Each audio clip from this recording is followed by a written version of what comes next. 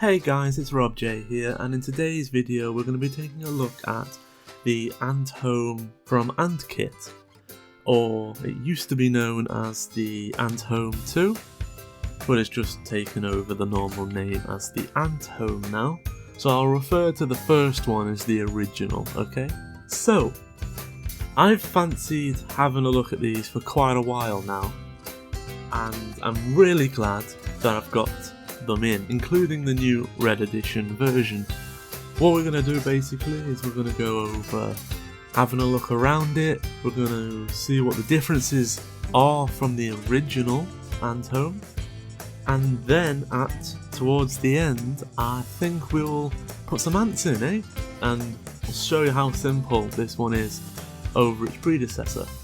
So let's start taking a look at the differences between the original and the AntHome 2, I guess. So this is my personal original AntHome 1, and it was still in use right up until last week, ever since I got it.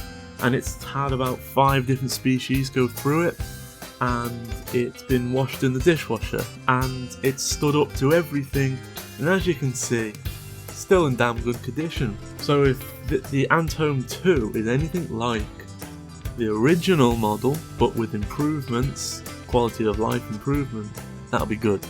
So one of the big things I can see here is the exit is now changed, and the underneath is massively improved. My only gripe was the acrylic rings on the original, totally gone here, replaced with a much better 3D printed tough material to simply just push on our test tube. It means it's only compatible with a smaller range of test tube sizes, mainly the one that comes with it is probably the most recommended. I'm not saying a few millimeters up or down would be an issue, but the Antkit standardized size is clearly going to be the best option.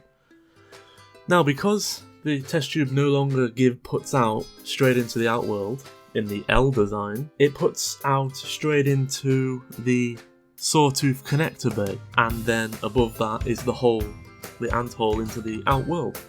So they've added this, which is basically a spinning disc with either holes or no hole, and depending on what segment it's turned to, it'll either only allow ants from the test tube into its own Outworld, keeping it self-contained, or it will allow ants into its own Outworld and down into a sawtooth connector that's not included but can be bought separately, or you might have them lying around from other Antkit nests, because they're all interchangeable.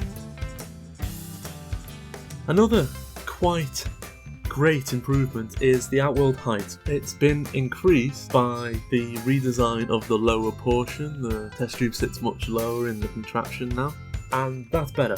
That's a lot better. The Outworld Lid, as I didn't have a problem with the last Outworld Lid, but it's slightly annoying to apply PTFE.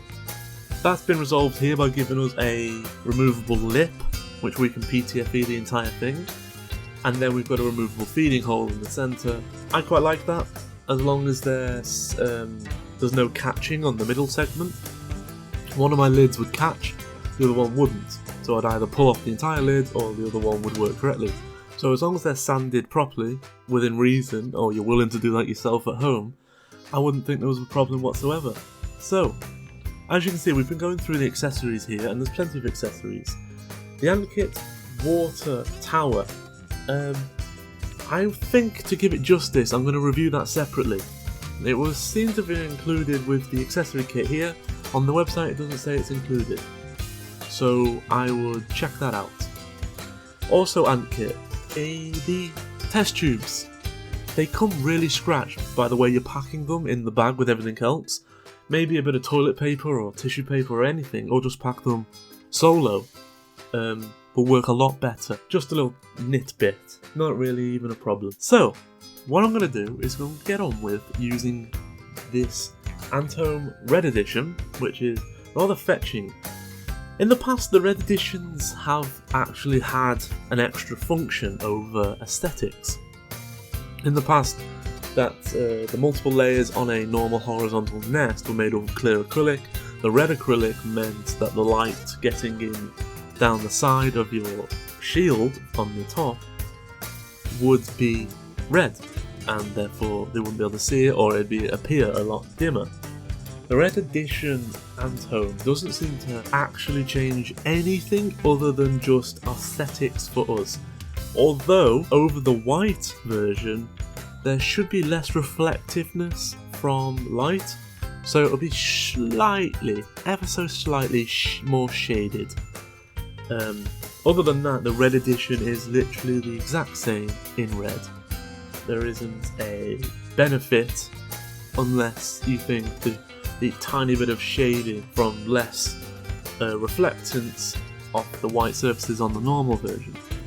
Now, as I've been talking, as you can see, that I've put the ants in, and it's easy. It was a little bit fiddly, but pretty easy if you got the hang of it on the original, but this is easy. You just go in, tweezer it out, push it in, done. And it's as easy as that. Although, I did find that you need to make sure that you've got the disc with your Allen key in the correct segment so you don't have a load of ants run out of your expansion port. And that never happened to me, but I had great trouble working out what mode I was in. I couldn't figure out when it was actually locked on the outside. I guessed right. I would love a dab of colour, maybe a red dot, a bit of paint, something. I know there was some sort of symbols and arrows, but I still couldn't figure out what it was meant to mean. So either give me a piece of paper maybe that tells me with a diagram, or put the diagram in one of the product pages. I would love that. So because I'm going to review the Antkit water feeder, and these ants recently lost 2 to drowning in a simple dew, I'm really worried about using a water feeder that I'm unfamiliar with. So I'm going with my proven, time and tested by Formica water feeder. This new horizontal sort of Outworld now takes a full-sized water drinker, which is lovely. That is brilliant. But I really do prefer, with these delicate ants, to use by Formica water feeder over something I just don't know how good it is. I wouldn't like to use the tiny ants that I'm planning on using in the white one with the Antkit one until I've tested it myself with various different species under observation. So I'm going to go with the Formica water feeder.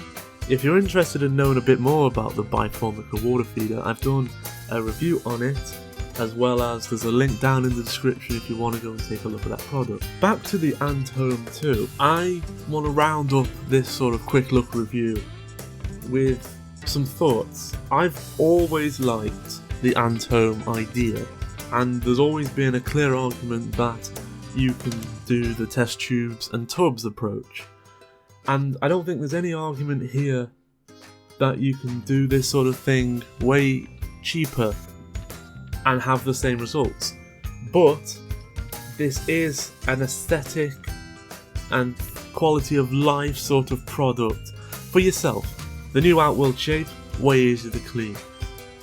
Looks way better, can be staggered, you can put them in a row and look through all the Outworlds at the various ants, or you can slide them in multiple lines. There's loads of things. Having their own lid, it's removable, it doesn't disturb the ants, it doesn't pop like plastic lids.